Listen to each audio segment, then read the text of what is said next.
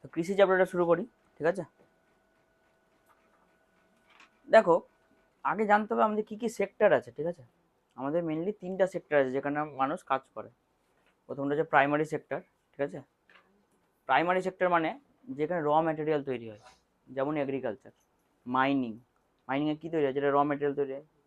Direct কি mining জিনিস আমরা ইউজ করতে পারি? সাধারণ মানুষ কি ডাইরেক্ট জিনিস ইউজ করতে পারে? বা তুমি ধান ডাইরেক্ট ইউজ করতে পারবা? গম পারবা না, ওটাকে পিছাতে হবে, তাই তো? যে সেক্টরে একদম প্রাইমারি জিনিস তৈরি হয়, র ম্যাটেরিয়াল তৈরি হয়, সেটাকে আমরা কি বলি? প্রাইমারি সেক্টর বলি বা প্রাথমিক কার্যাবলী বলি, ঠিক আছে? তারপরে সেকেন্ডারি সেক্টর। সেকেন্ডারি সেক্টর কি? যেই র মেটেরিয়ালটা তৈরি হচ্ছে প্রাইমারি সেক্টরকে, সেটাকে যখন আমরা ইউজ করছি, সেটা হচ্ছে সেকেন্ডারি সেক্টর। যেমন সেটা ইউজ করে যখন প্রোডাক্ট তৈরি করে, যেমন আমরা ধান চাষ করছি, সেখান থেকে চাল বের করছি, তাহলে যে ফ্যাক্টরিতে চাল তৈরি হচ্ছে, সেটা কি হলো? সেকেন্ডারি সেক্টর হলো। তাহলে ফ্যাক্টরিজ, বা মনে করো ফরেস্ট থেকে মধু সংগ্রহ হচ্ছে, ঠিক আছে? এবার ওটাকে ফ্যাক্টরিতে পিউরিফিকেশন হলো, ঠিক আছে? তাহলে সেকেন্ডারি সেক্টর কি হচ্ছে? ফ্যাক্টরিজ, যেখানে মানুষ কাজ করে, ঠিক আছে? সেটাকে সেকেন্ডারি সেক্টর বলছি। আরেকটা হয় টার্সিয়ারি সেক্টর। টার্সিয়ারি সেক্টরকে কাদের বলবো? যেখানে আমরা সার্ভিস দিই, যেমন ব্যাংক। ব্যাংক কি মানুষকে সার্ভিস দেয়? হোটেল মানুষকে সার্ভিস দেয়। ট্রেডিং করা, ট্রান্সপোর্টেশন সার্ভিস দেওয়া, তো মানুষকে এক জায়গা থেকে অন্য জায়গায় নিয়ে যাওয়া। এডুকেশন, যে আমরা যেটা করছি, আমি আর শুনবি, সেটাও কিন্তু কি কোন সেক্টরের মধ্যে পড়ছে? টার্সিয়ারি সেক্টরের মধ্যে পড়ছে। তাহলে কটা সেক্টর হলো? প্রাইমারি, যেখানে হচ্ছে র ম্যাটেরিয়াল তৈরি হবে, যেমন কৃষিকাজ, তাই তো? Mining, fishing. ফিশিং কেমন করে? দেখো, ফিশিং থেকে মাছ চাষ হচ্ছে, এবার মাছ থেকে বিভিন্ন প্রোডাক্ট তৈরি হয় কিন্তু, তাই তো? তারপরে কি? ফরেস্ট্রি। এগুলো সব কি? Primary sector. সেকেন্ডারি সেক্টর কাকে বললাম? ফ্যাক্টরিজগুলো যেখানে তৈরি হচ্ছে, তাই তো? গুডস তৈরি হচ্ছে। যেমন যেমন মনে করো, মাইন করে আমি লোহার আকরিক উঠালাম, সেখান থেকে আমি স্টিল তৈরি করছি, তাই তো? তাহলে সেটা কি হয়ে গেল? সেকেন্ডারি সেক্টর হয়ে গেল। হ্যাঁ। তারপর টার্সিয়ারি সেক্টর কি বললাম? সার্ভিস সেক্টর, যেগুলোকে আমরা বলি, তাই তো? যেমন হোটেলস, স্কুলস, তাই তো? ব্যাংক। এগুলো সব কি? Service sector, tertiary sector. তার মধ্যে আমরা কি পড়বো আজকে? আমরা প্রাইমারি সেক্টরে কৃষিটা দেখবো, এটা তোমাদের আছে।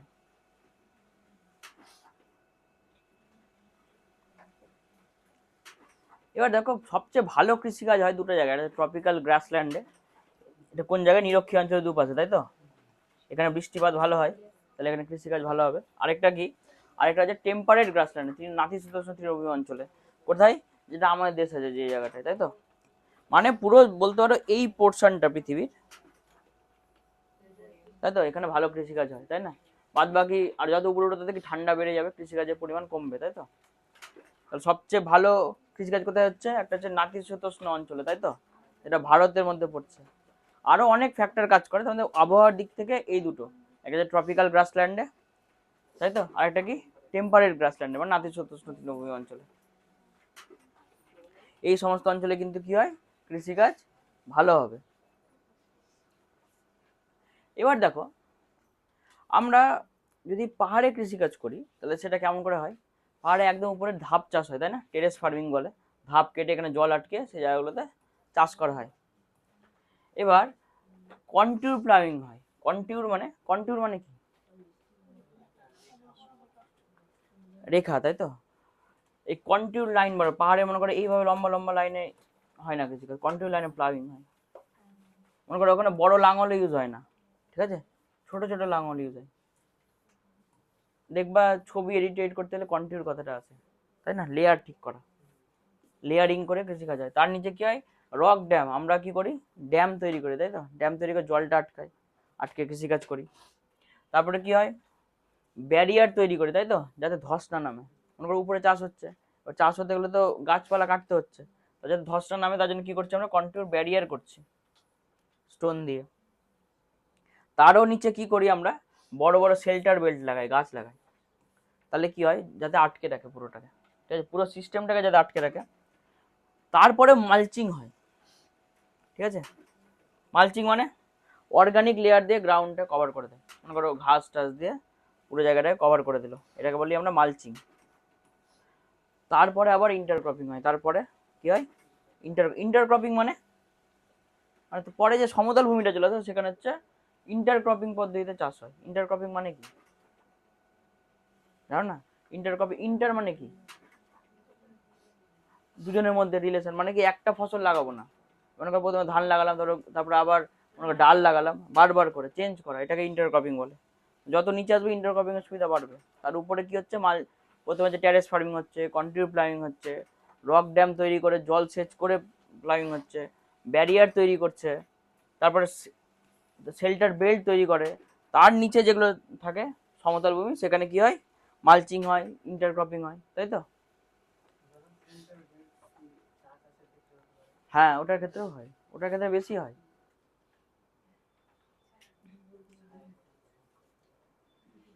এবার ধরো শুধু যে আমরা চাষ মাটিতে চাষ করি সেটাকে এগ্রিকালচারের মধ্যে ধরি না, কিন্তু এগ্রিকালচারের মধ্যে আমরা যদি দেখি অ্যাসপেক্ট বড়, এগ্রিকালচারের মধ্যে আমরা ফিসিকালচারও ধরি। ফিসিকালচার মানে, তাই তো, ফিসিকালচার মানে কি, মাছ চাষ, তাই তো।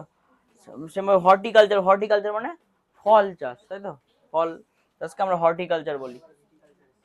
হুম।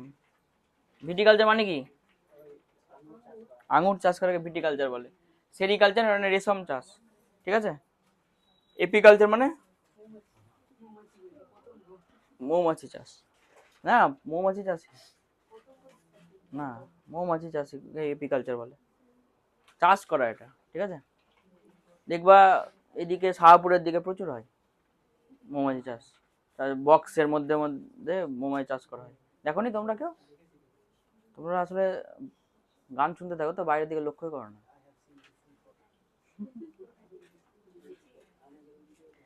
এবার দেখো, মানে চাষের ব্যাপকতার দিক থেকে চাষ তিন প্রকারের, ঠিক আছে।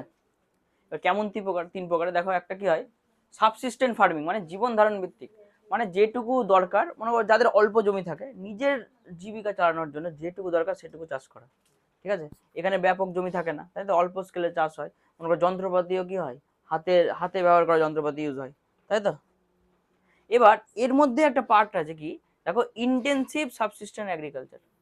এটা কি, এটা হচ্ছে আমাদের পশ্চিমবঙ্গে বেশি হয়। মনে করেন জমি অল্পই আছে, কিন্তু সিজনের সময়, যেমন এখন সিজন কি বর্ষাকাল, এই সময় ধান চাষ ভালো হবে, তখন মনে করো ভালো ফসল ইউজ করে অল্প জমিতে প্রচুর চাষ করে নেওয়া, একবারে লাভ করে নিল, তারপরে সারা বছর হয়তো কোনো সবজি লাগিয়ে দিল, এই করে বাদ বাকি সময়গুলো চাষ করে। এটাকে বলে ইন্টেন্সিভ ফার্মিং। ইন্টেন্সিভ কোনটাকে বলছে, যখন অল্প জায়গার মধ্যে মনে করো ভালো কোনো বীজ ইউজ করে যাতে বেশি ফসল হয় অল্প জায়গাতে, সেটাকে আমরা ইন্টেন্সিভ সাবসিস্টেন্ট এগ্রিকালচার বলি, ঠিক আছে। তাহলে সাবসিস্টেন্ট এগ্রিকালচার মানে কি, জীবন ধারণ ভিত্তিক, মানে কি বললাম, যেখানে নিজের শুধু জীবিকাটা নির্ভর করে, নিজের বাড়ি চালানোর জন্য, ঠিক আছে, নিজের ব্রেড আর্ন করার জন্য যে চাষটা হবে সেটাকে আমরা জীবন ধারণ ভিত্তিক বলবো, তাই তো। আরেকটা হয় কি, কমার্শিয়াল ফার্মিং, মানে বাণিজ্যিক কৃষি, বুঝতেই পারছো, কি হবে, মার্কেটে সেল করার জন্য যে চাষ হয়, এন্টায়ারলি মার্কেট সেল হবে। যেমন ধরো কমলা লেবু, কমলা লেবু চাষকে মার্কেটে সেল করার জন্য, আমের চাষ যেটা হয় মার্কেট সেলিং এর জন্যই হয়, তাই তো। মানে কেউ এরকম করে না যে বাড়িতে কমলা লেবু, বাড়ির লোক খাবে শুধু, তার জন্য কমলা লেবু চাষ করে, করে না, তাই তো। সেগুলোকে আমরা বাণিজ্যিক ফসল বলি। হিউজ ক্যাপিটাল থাকে এটাতে, বুঝলে, প্রচুর টাকা লাগাতে হয়। আবার দেখো লার্জ ল্যান্ড হোল্ডিং লাগে, মানে জায়গা বেশি লাগে, তুমি অল্প জায়গাতে করতে পারবে না। দুটা তিনটা আম গাছ যদি তোমার বাড়িতে থাকে, তুমি কি ওটাতে লাভ করতে পারবা, বাণিজ্যিক ভাবে ইউজ করতে পারবা না। তোমার কমসে কম 50টা গাছ লাগবে, তাই তো। হেভি মেশিনারি লাগে, যেমন মনে করো তুমি হেভি মেশিনারি কিসে লাগছে, তুমি মনে করো পোস্ত চাষ করছো, আমি বলছি কথার কথা, যদিও পোস্ত চাষ আমাদের এখানে করা যায় না, লাইসেন্স লাগে, সেখানে হেভি মেশিনারি লাগে, তাই তো। কমার্শিয়াল ফার্মিং, এমন না যে ধান টান যে কমার্শিয়াল ফার্মিং হয় না, সেটা কিন্তু না, ওটাও কমার্শিয়াল ফার্মিং হয়। কেমন করে হয়, মনে করো যখন দেখবা পাঞ্জাবের দিকে কমার্শিয়াল ফার্মিং হয় ধানের গমের, কেন, ওরা প্রচুর চাষ করে, ওদের একরে একর জমি থাকে। হ্যাঁ, বর্ধমানেও থাকে, বর্ধমানকে তো পশ্চিমবঙ্গের ধানের ক্যাপিটাল গোলা বলে।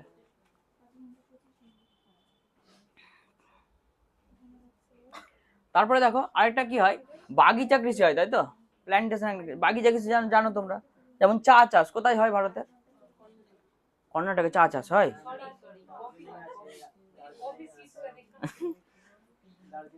দার্জিলিং আসামে মেনলি চা চাষ হয়, তাই তো। আর দার্জিলিং মানে পশ্চিমবঙ্গ বলতে হবে তোমাকে। আর কফি চাষ কোথায়, ওই বললো কর্ণাটকে, কেরালাতে, তামিলনাড়ুর কিছু অংশতে, তাই তো। এদের এদের এটাতেও কিন্তু কি ক্যাপিটাল লাগে প্রচুর, আর চিপ লেবার লাগে, না তো কিন্তু করা যাবে না। ওই জন্য অল্প টাকা দিয়ে যাতে লেবার পাওয়া যায়। যেমন বললাম, রাবার চাষও কিন্তু এই বাগিচা ফসলের মধ্যে পড়লো, কমলা লেবু কিন্তু বাগিচা ফসলের মধ্যে পড়লো। সেখানে চা চাষের আবার ব্যাপার আছে, ওখানে আবার মনে করো ঢালে করতে হয় যাতে জল না জমে, বৃষ্টিপাত লাগে যাতে বৃষ্টির ওর গোড়ায় যাতে জল না জমে সেটা দেখতে হবে। তারপরে ছায়া প্রদানকারী গাছ লাগাতে হয়, তাই তো অনেক ব্যাপার আছে। এবার দেখো আগে কি হতো, শিফট কাল্টিভেশন হতো, তাই তো শিফটিং কাল্টিভেশন হতো, বা ঝুম চাষ এর আগের দিন বলছিলাম মনে হয় না। ঝুম চাষ কি, ঝুম চাষ হচ্ছে মনে করো একটা জঙ্গল সাফ করে একটা জায়গায় চাষ হলো, ঠিক আছে, জঙ্গল সাফ করে ওই জঙ্গলগুলোকে পুড়িয়ে যে খাটটা হলো ছাইটা হলো সেটাকেই সার হিসাবে ইউজ করে, তারপরে সেখানে চাষ হয়, তারপর সেই জায়গাটাকে 3-4 বছর ছেড়ে দেয়, আবার ওখানে জঙ্গল হয়, আবার ওখানে চাষ হয়, ঠিক আছে, জঙ্গল কেটে আবার চাষ হয়। এবার 3-4 বছর ছেড়ে দেয় কেন, যাতে আবার ওখানে নিউট্রিশন ভ্যালু আছে, নাইট্রোজেন ফসফরাস এগুলোর পরিমাণ বাড়ে, তখন কি করে অন্য জায়গায় চাষ করে। এটা এখন দেখা যায় মেঘালয়ের দিকে, ঠিক আছে, মনে করো পাহাড়, ওদের ওদের ওখানে তো মেনলি পাহাড়, এবড়ো খেবড়ো, মনে করো পাহাড়ে একটা ঢালে চাষ করলো, এই জায়গাটা চাষ করলো, তারপরে মনে করো এদিকে চাষ করলো, 3 বছর পর আবার এদিকে চাষ করলো, ছেড়ে দিচ্ছে একটা জায়গা, আবার মনে করো এখানে আবার জঙ্গল জঙ্গল হয়ে গেছে, তখন আবার এখানে চাষ করলো, এইভাবে এটা কি বলে, ঝুম চাষ বলে, ঠিক আছে। আর প্রাচীনকালে কি হতো, যা যা নোম্যাডিক মানে যারা পশুপালন করে, নোম্যাডিক মানে যা যাবার বলে, তাই তো, এরা পশুপালন করে, যেমন কোথায় দেখা যায়, ভারতে কোথায় দেখা যায়, লাদাখে দেখা যায়, ঠিক আছে, ভারতের লাদাখে কিন্তু নোম্যাডসদের দেখা যায়। ওরা কি করে, ওরা কিন্তু জানো ওরা ওদের নিজস্ব কোনো বাড়ি থাকে না, যারা নোম্যাডস থাকে তারা কি হয়, চমড়ি গায়ের যে চামড়া হয় সেটার তাঁবু বানায় সেটা দিয়ে, আর সেদের হার্ট করে একটা, মনে করো পশুদের, ওদেরকে পশুগুলোকে পালন করে এভাবে ঘুরে বেড়ায়, যেখানে হচ্ছে ঘাস থাকে একটু পশুকে খাওয়ানো যাবে সেখানে ঘুরে বেড়ায়। মডার্ন টেকনিক কি কেমন করে শিফট হচ্ছে, এখন কিছু অর্গানিক ফার্মিং হচ্ছে, তাই তো।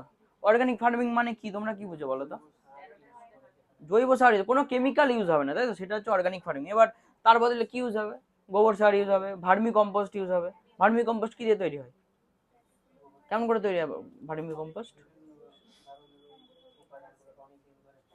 কেঁচো দিয়ে তৈরি হয়। ভার্মি কম্পোস্ট হচ্ছে কেঁচো, কেঁচো একটা জায়গায় মনে করো প্লাস্টিক দিয়ে ঘিরে ওই জায়গায় কেঁচো দিয়ে দেয়, অনেক ওই কেঁচোই মাটিটাকে উর্বর করে দেয়, সেটা ভার্মি কম্পোস্ট হিসাবে ইউজ হয়। এটা কি হয়, এই অর্গানিক ফার্মিং কিন্তু পরিবেশের জন্য ভালো, ঠিক আছে, মানুষের জন্যও ভালো, কোনো কেমিক্যাল মানুষের শরীরে যাবে না, আর পরিবেশের জন্যও ভালো, কেন কোনো রাসায়নিক সার ইউজ হচ্ছে না, দূষণ হবে না, তাই তো।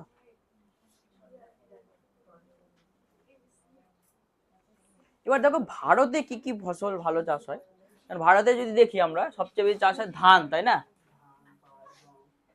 ধান, তাই তো। ধানের জন্য টেম্পারেচার কত লাগে, 25 ডিগ্রির চেয়ে উপরে টেম্পারেচার লাগে, ঠিক আছে।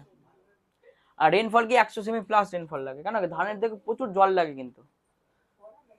এবার ধান চাষ কোথায় বেশি হয়, উত্তরপ্রদেশ, বিহার, পশ্চিমবঙ্গ, এগুলোতে কিন্তু ধান চাষ ভালো হয়, ঠিক আছে। ওই জন্য পশ্চিমবঙ্গের তো বর্ধমানে মেনলি ধান চাষ হয় সবচেয়ে বেশি। এরপরে যদি আমরা গম দেখি, তাই তো, গম চাষের জন্য কেমন মডারেট টেম্পারেচার লাগে, ব্রাইট সান লাগে। এই যে দেখো নর্থ আমেরিকাকে হচ্ছে পৃথিবীর রুটির ঝুড়ি বলা হয়, তাই তো, রেনফল মডারেট রেনফল লাগে। ভারতের কোথায় হয়, ভারত দেখো এখানে এটা কি পাঞ্জাব, তাই তো, হরিয়ানা, উত্তরপ্রদেশ, এগুলোতে গম চাষ ভালো হয়, পাঞ্জাবে কিন্তু খুবই গম চাষ হয়।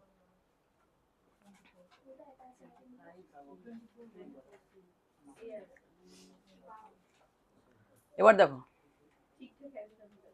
তুলো চাষ, তুলো চাষ কোথায় হয়, তুলো চাষ মেনলি হয় কিন্তু কালো মাটিতে, ঠিক আছে, কৃষ্ণ মৃত্তিকায়। কৃষ্ণ মৃত্তিকা কোথায় আছে, মহারাষ্ট্র, গুজরাট, এই সমস্ত জায়গায় কিন্তু ভারতের তুলা চাষ বেশি হয়, ঠিক আছে।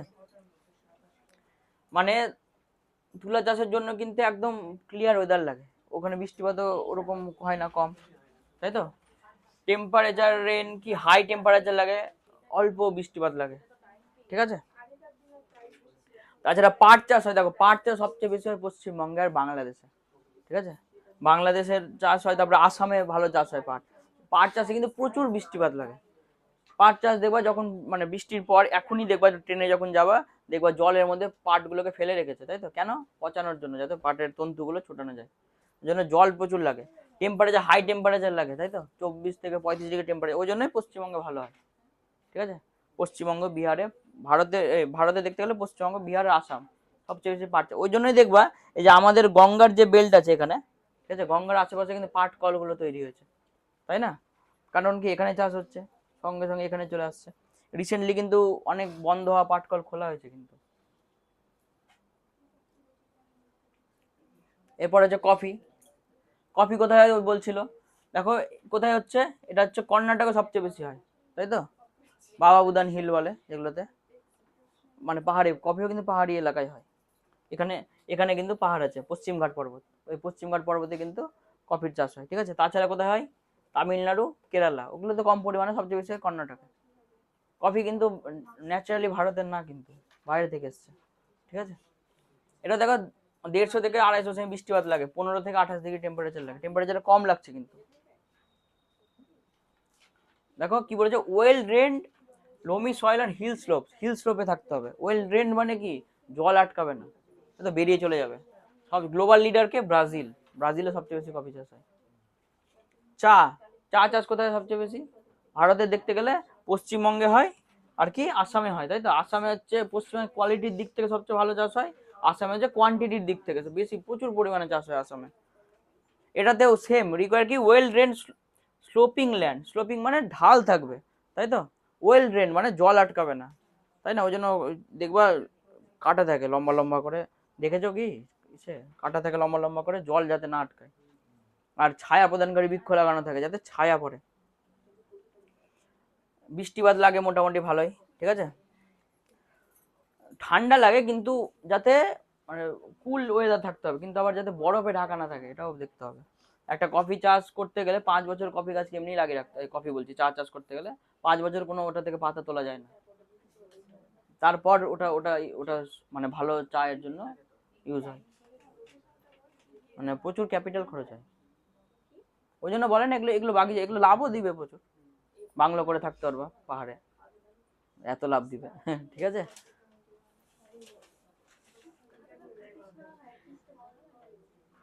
এবার দেখো এই কৃষি রিলেটেড ভারতে কিছু বিপ্লব এসেছিল। বিপ্লব মানে যে সময় মনে করো আধুনিক বীজ ইউজ করে প্রচুর পরিমাণে ফসল তৈরি হয়েছে। আগে কি ছিল, আগে কিন্তু ভারতে খাওয়ার অভাব ছিল, ঠিক আছে, ফসল কম হতো।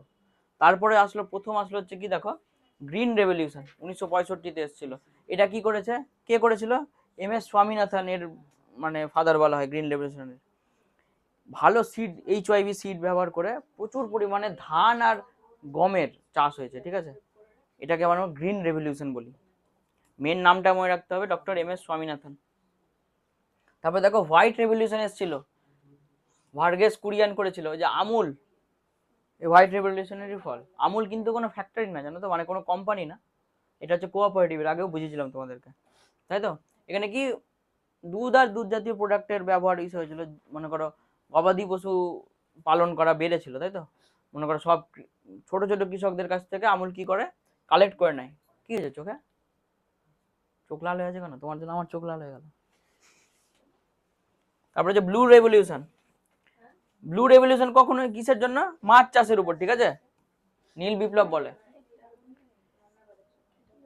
ইয়েলো রেভলিউশন কিসের? তেলের, হ্যাঁ মনে রাখবা, তেল, মাস্টার্ড, সানফ্লাওয়ার, সেসমি, সেসমি মানে তিল, বলো। একটু একটু দাঁড়াও, হ্যাঁ এটা করিনি আমি বলছি, অন্য ওটা করো। তারপরে দেখো গোল্ডেন রেভলিউশন, গোল্ডেন রেভলিউশন কিসের জন্য হয়েছিল? ফলের জন্য, ঠিক আছে। ফল, ভেজিটেবল, মধু, এগুলোকে আমরা গোল্ডেন রেভলিউশনের মধ্যে পার্টে ধরি। এগুলো নাম মনে রাখতে হবে কোন রেভলিউশনের সঙ্গে কোন কি জড়িত। যেমন যদি তোমাকে গোল্ডেন রেভলিউশন পড়ে, তাহলে তোমাকে মনে রাখতে হবে কি ওটার সঙ্গে ফল আর মধু জড়িত। তোমাকে যদি ইয়েলো রেভলিউশন পড়ে, মনে রাখতে হবে তেল জড়িত ওটার সঙ্গে, ঠিক আছে, খাবার তেল। ব্লু বললে তোমাকে মাছের কথা মনে রাখতে হবে। গ্রিন বললে তোমাকে মনে রাখতে হবে যে ধান চাষের কথা বলে, ধান আর গম। আর হোয়াইট বললে দুধ, হ্যাঁ মেনলি ধান গম। গ্রিন রেভলিউশনে তাও গম আগে, ধান পরে। এবার দেখো আমাদের ভারতে 50% যারা জীবিকায় জড়িত, তার মধ্যে 50% কি কোন যে কার সঙ্গে জড়িত? কৃষিকাজের সঙ্গে প্রত্যক্ষ পরোক্ষভাবে জীবিকায় জড়িত, ঠিক আছে। এই জিডিপিতে কিন্তু কন্ট্রিবিউশন আছে কৃষির, কত? 17%, কমেছে আগের থেকে। যত এই পার্সেন্টেজটা কমবে তত মনে করা হয় দেশ একটা উন্নতি করছে। কেন বলো তো? সবচেয়ে বেশি আমাদের দেশ কিসের উপর প্রভাব ফেলে বলো তো? টার্সিয়ারি সেক্টর, বললাম না, সার্ভিস সেক্টর আমাদের দেশ সবচেয়ে বেশি ওটাতে উন্নতি করেছে, ওটার জিডিপি কন্ট্রিবিউশন সবচেয়ে বেশি। তারপরে হচ্ছে এই সেক্টরগুলো, প্রাইমারি আর সেকেন্ডারি সেক্টর। সেকেন্ডারি সেক্টর আস্তে আস্তে আরও বাড়ছে, যত ওই সেক্টরগুলো বাড়বে এই সেক্টরটা তত কম মনে হবে। এটা যদি একইও থেকে যায় তাও কম মনে হবে, ওটা যদি বাড়ে। বুঝলে ব্যাপারটা?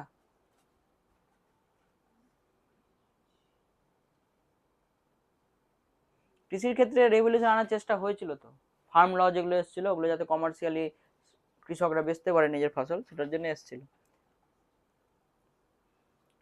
তবে দেখো মার্কেট চেন কেমন থাকে, ঠিক আছে? এই যে কৃষি যে হয়, কি হয়, প্রথমে উৎপাদক যারা প্রডিউসার, তাই তো, প্রডিউসাররা কাকে বিক্রি করে? হোলসেলারদেরকে বিক্রি করে। হোলসেলাররা কাকে বিক্রি করে? রিটেলার, মানে যারা ছোট ছোট দোকান আছে তাদেরকে বিক্রি করে। সেটা কিনে কনজিউমাররা। তাহলে সবচেয়ে লাভ কম হয় প্রডিউসারের, সবচেয়ে লাভ বেশি কে করে? হোলসেলাররা, ঠিক আছে? এরাই কিন্তু মার্কেটটাকে নিয়ন্ত্রণ করে। ওই জন্য কিন্তু অনেক রেগুলেশন আনা হয়, ঠিক আছে? রেগুলেশনস কিন্তু অনেক হোলসেলারদের উপর কন্ট্রোল করার জন্য আনে। কেন বলো তো? ওরা ওরা যদি কোনো কিছু মনে করো গুদামে আটকে দিল, তাহলে সেই জিনিসটা ওরা দাম বাড়িয়ে দিতে পারবে।